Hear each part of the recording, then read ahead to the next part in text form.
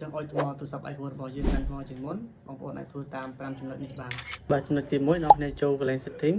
តមកទៀតអ្នកគ្នាយកកន្លែងពាក្យ display and brightness ហើយយើងបិទមុខងារមួយដែលមានឈ្មោះថា rest to back យើងបិទមុខងារនេះគឺនៅពេលដែលយើង lock screen ទូរស័ព្ទពេលដែលយើងចាប់កាន់ទូរស័ព្ទវានឹង load screen បើយើងបើកមុខងារនេះតតែយើងចុច2ដងទើបវា on screen អញ្ចឹងចំណុចនេះក៏វាធ្វើឲ្យទូរស័ព្ទរបស់យើងស៊ីថ្មផងដែរ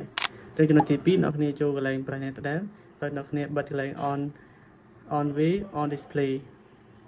អញ្ចឹងបើសិនយើងបើកកន្លែងនេះនៅពេលដែលយើង lock screen គឺវានឹងចេញមកឬក៏ចេញ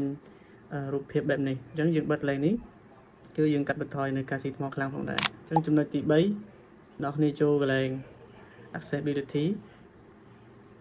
ហើយយើងចូលកន្លែង motion យើងចូលកន្លែង motion អញ្ចឹងអ្នកគ្នាបិទបើកនៅ motion ហ្នឹងការបើក motion ហ្នឹងគឺវា load បែបនេះបើសិនយើងបិទគឺ motion វា load បែបនេះបាទអញ្ចឹងកន្លែងនេះអ្នកគ្នាចុចបើកទៅកាត់បន្ថយការស៊ីថ្មផងដែរអញ្ចឹងចំណុចទី4អ្នកគ្នាពេលដែលប្រើហើយអ្នកគ្នាតែងតែអូសរំលងនៅ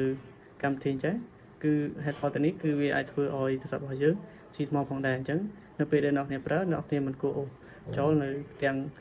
ដែលយើងបានលេងទេបាទហើយចំណុចទី5អ្នកគ្នាបិទនៅពន្លឺ auto brightness